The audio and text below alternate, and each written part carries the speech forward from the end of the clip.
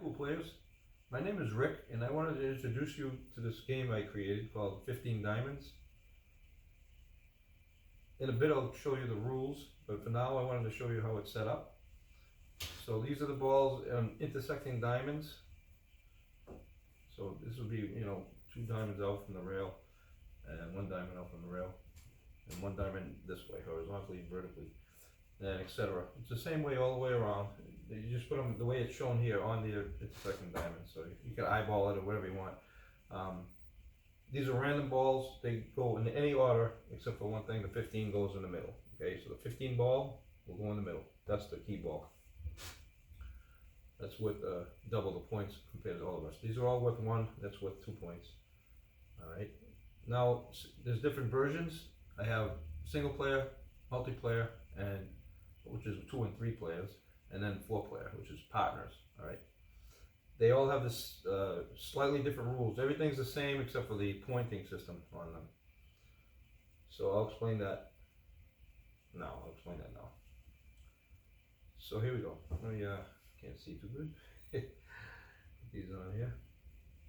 So setting up the game is all the 15 balls in the intersecting diamonds with the 15 ball in the center. And of course we have other variations also. Like I said, I'll show you them in, either here or another video. But for now we're talking about the standard game, which is right here. So the rules of the game: single player. Player starts with ball in hand, pocketing balls, leaving the 15 ball for last. Right, so you get everything as though this was, if it was 8 ball, it'd be, the 8 ball would be here instead, but this is actually called 15 diamonds, and I made this the 15 ball, which makes sense because these are all random orders. There's no high and low, so that's the reason why they put an 8 ball. It's right in the center. We have 7 in each and then 8 in the middle. But we're talking about random balls here. It doesn't matter any order. So 15 is the final ball, key ball. So the pointing system, what we do in a single player, we keep track of all our misses. Instead of the pocketed balls, like in multiplayer, you have to keep track of every ball you pocketed. But for a single player, it's the opposite. It's actually only your misses. Each missed ball, including the 15 ball, is 1 point. Each ball must be called to a pocket. Scratching on an object ball is 1 point. Player then takes ball in hand after the scratch. Fouling on the 15 ball is 2 points. This ball is actually double all the rest, like I said. So that's a 2-pointer right there. So if you miss it, well, if you miss the ball, it's 1 point, but if you foul on it, which I'll explain the fouls in a second, then it's 2 points. So because you fouled. Right, so if you foul on the 15 ball, you add 2 points to your score. However, you only add 1 point for missing the 15 ball without foul. What I just said. 15 ball fouls, single player. Okay. Number 1, scratching on the 15 ball is a foul whether you make it or not. So if you scratch, you made it, foul, 2 points. If you scratch, you don't make it, foul, 2 points. An early 15 is also considered a foul, in which case you spot the ball in the center of the table. If there's another ball there, you must place it against the ball as close to the center as possible. So use your better judgment for that. So if there's a ball in this vicinity, you obviously put it here. If there's a ball on that spot, you can put it right there. Just line it up. Right? Use your better judgment, that's all. And then the 15 ball goes into the wrong pocket. That's a foul, and that's 2 points. All right. So if you're aiming for one pocket and it goes in another, 2 points. Okay. Object of the game: single player. The player tries to obtain the lowest number of points, which is the number of missed pocketed balls in a single rack. The game ends after pocketing or fouling on the 15 ball. You try to beat your score until you don't miss any balls. The lower number, the better. Okay. That's in a nutshell. That's how you play a single player. And that's the full game. Just an open table, basically. This is not for, if you're an advanced player, you're going to probably look at this and go, well, there's no problem here, I can take care of this, with no points and have a perfect score. But this is basically for the intermediate player. It's basically for the intermediate player. So beginner and intermediate, I should say. But if you're advanced, I have other versions to make it even harder. There's I have on the rail versions. It goes around and it's on the rail, so it makes it harder. I mean, it's still not that bad. It's a lot harder than this open table version. Plus, you don't have to mark your table with these little donut stickers. You don't need to do that. You don't need to do it anyway. This is just in case you wanna, you know, you wanna keep playing that. But it just makes it easier. You can eyeball it just by going like, you know, and then you look at it. But the other versions, you don't have to do that at all. So you have on the rail, off the rail. I mean, there's different versions. You'll see. So, all right. So that's how you play single player version. Rules for 2 to 3 players. Okay, so multiplayers. The flow of the game. The player goes first. The player to go first is either determined by a coin flip or an agreement between each player. You always have the option to lag for 2-player version.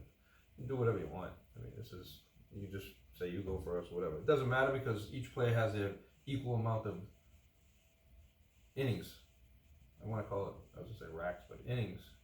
It's an equal amount of innings. So you have to, because it wouldn't be fair if someone went first and it ended on their turn. You know, like that person had two racks and the other person only had 1. That wouldn't be fair. So I that's why I say it doesn't matter who goes first, but you can choose the way you want to do it. The first player has ball in hand. He will call his pocket and goes until he misses or fouls, keeping a tally of each legally pocketed ball. If he clears the table by pocketing the 15 ball last, the table will be re-racked and he will continue his procedure until his run ends. Now, he'll keep going.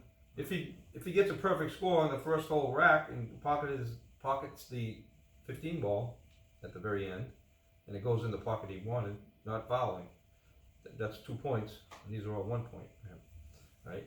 But if he does that, then he re-racks and goes again with a freshly new re-rack table, ball in hand, starts all over. However, if he gets to a certain point, doesn't get to the end, the first time only will the next player re-rack the table and have a fresh turn. Like I said, he's going to have an equal chance to win, because if the other guy clears out 90% or 80% and the ball's left somewhere else and it's not a good shot for him, it's not fair to him, because whoever goes second would have a major disadvantage, right? But that's not the case. They made the rules clear that each inning, each player has a chance to re-rack the table and start from scratch, okay? That's the first time only. After that, then it just continues from where it's left, wherever the ball is left, and that's how it continues. All right. Explain the ball in hand fouls. I mean, there's a couple, that's all. So if you scratch on an object ball, obviously, that's ball in hand for the next player. Up next. If you fail to hit the rail or pocket a ball after contact, a rail must be struck by either the cue ball or another ball after the cue ball contacts the object ball. So if you hit, so this is just a standard rule that I don't have the cue ball with me, but all right. So if you hit an object ball with the cue ball, and just like that, and nothing hits a rail, that's a foul, which means the next player has ball in hand, okay? And he can put the cue ball wherever he wants on the table at that point.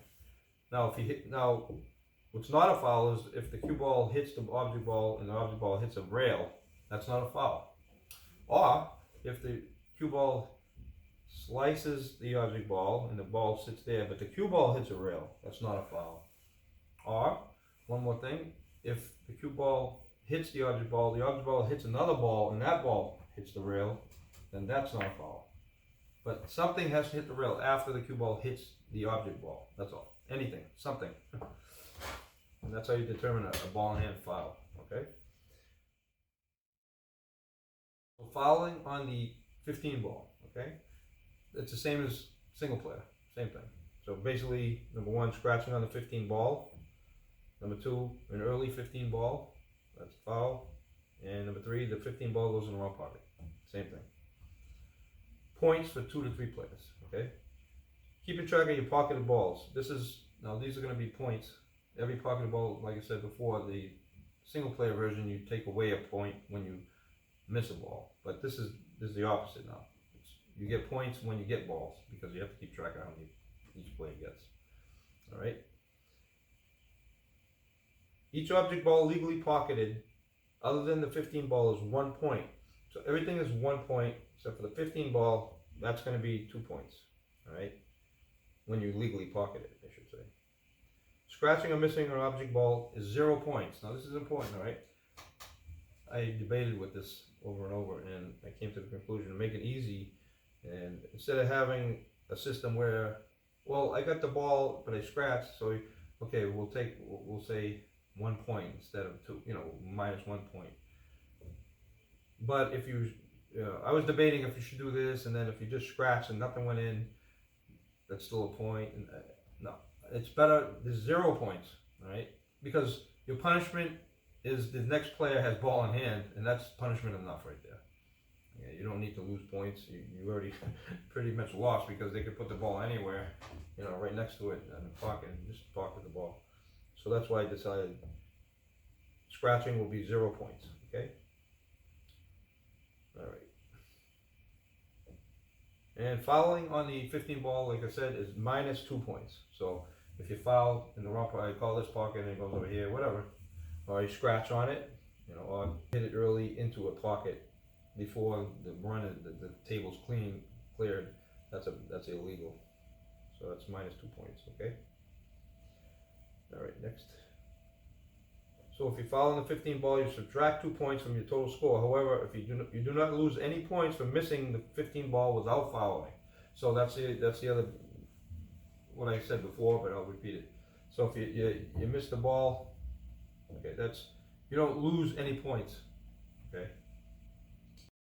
You would only lose the points, the 2 points, if you fouled on the ball, not just by missing the ball. Just missed it. So, all right, that's important though. And next, all right. There are two options to determine the number of points required for a multiplayer game. All right, so you have 2 different options. You could just have a handicap system or not have a handicap system. You can just go to an agreed upon number of balls that you agreed at the beginning of the game. So, and I give you examples of average points and how long they take and all that. But so the option number 1 is the handicap determined by skill level. If you know your skill level, like if you're an APA player or BCA or any one of these leagues, you're gonna have an idea what skill level. And if you're playing someone else that's also there, then you can play them that way. But if you're playing someone at home or something, which is most likely what you'd be doing, you don't need to do it this way. But it's just nice to know you can actually have a handicap system in place to make it even. So if there's a skill level 4 and there's a skill level 3, well, the 3 gets some handicap points according to the chart, okay? And it's based off the APA skill level point chart. So to say, for 9 ball, that is. That's how they do 9 ball. They do it with point system and a handicap system, which I just implemented here. If you want to use that, you don't have to use that. And like I said, it's just an example. So for example, if you're a 3, the handicap according to the skill chart here, the handicap chart would be 25. So 25 points for a 3. If he's playing a 4, the handicap would be 31 points for the 4. So there's 6 point difference. If the lower level player number 3 would get 6 extra points. Okay. So you'd start with 6 points to 0, basically. That's his handicap, his or her. For example, I already told you the example. Option number 2, no handicap. If you don't know what your skill level is, or you simply don't prefer the handicap point system, you just don't want to use it, you have the option of playing the game with predetermined, agreed upon number of points required for each player. For example, you may choose between 16 to 45 points for a short version, or 46 to 75 points for a longer version. You can do whatever you want. I mean, it's just you have to name a number, and you'll as time goes on, you're gonna figure out, well, this is a little too short, this is too long, this is just right. At that point, you can just implement that. Object of the game for 2 to 3 players. Each player attempts to reach the highest number of pocketed balls, obviously, either by equaling or exceeding his required points. I mean, when I say exceeding, you don't stop. Say I'm going to have to do 38 points, right? Because I'm at skill level 4, right? if that's what, 31, sorry. 31 points for skill level 4. Alright. If I reach my 31 points, I don't stop. I just keep going until I'm done, until I miss a ball. At that point, that's my total score. Because the next player that goes next will have his final ups, alright? So if I went first, he's going to have his chance. So if we're neck and neck, I better make sure I can go over that score. And that's how it goes, okay? Which, it makes sense to me, and I really think it's a good system here. Alright, so let's see. If the first player who starts reaches his allocated number of pocketed balls, he will continue shooting until he misses to gain as many points as possible, which is what I just said. The second and third player, if there's a third player, will have their last up and will do the same. After all players have finished their final innings, the player with the most points wins. The end for that. In the event of a tie, alright, if there's a tie, the remaining players matching highest scores will continue alternating turns until a single player comes out on top, only after all players have finished their final innings, okay? That's important. Everybody has to have their final innings, and that's the end of it. So if there's a tie, there won't be a tie that way. Alright, so that's the end of 2 to 3 players. Now we go to a 4-player partner system.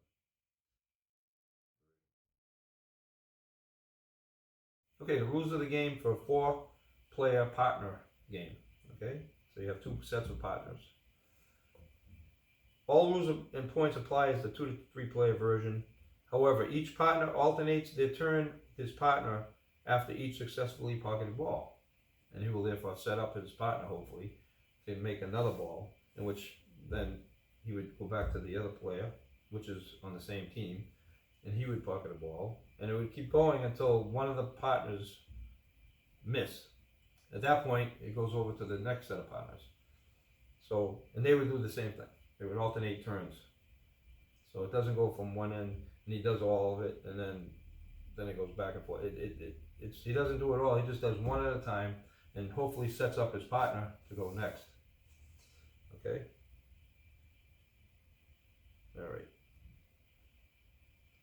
All right. So handicap points, 4-player partners. Okay, for handicap points now, the difference is here.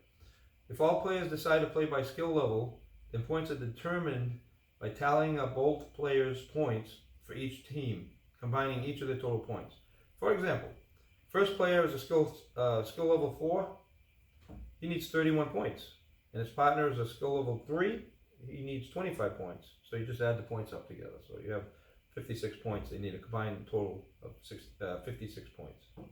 That's how you determine that. It's if all players agree to do it by handicap, a skill level. Now, if the skill level is not known, or you just don't want to use the handicap system, you just don't have to. I mean, you could just go by option 2, no handicap. Object of the game, 4 players, is as follows. Each set of partners will combine points and attempt to reach the highest number of legally pocketed balls, either by equaling or exceeding their required points, just like the other team, just like the other multiplayer version. All right. Only you're combining each, the entire team, obviously, instead of just one person. And that's it for that. I don't see anything else here. The team with the highest points after all innings are completed wins. In the event of a tie, the players will continue alternating turns until one team comes out on top, only after all players have finished their final innings. You have to have your final inning. And that is basically the whole set of rules. And hopefully you enjoy this. Try it out, you might enjoy it. It's a nice game. I played it a bunch of times. I mean, it started for me for just practice. That's how I started with this. Hopefully you guys play this game, enjoy it, have some fun. Tell your friends. Share it on YouTube. Comment, subscribe, like. I'll make some videos on the other versions too, and I'll be actually doing more versions and also creating more versions, I should say. Also, I'll be making more videos on those versions and multiplayer, single player, for the 3 versions I have right now, which is standard, on the rail, off the rail, 1 to 4 players. Okay. All right. Have a great one. See you in the next one. Take care.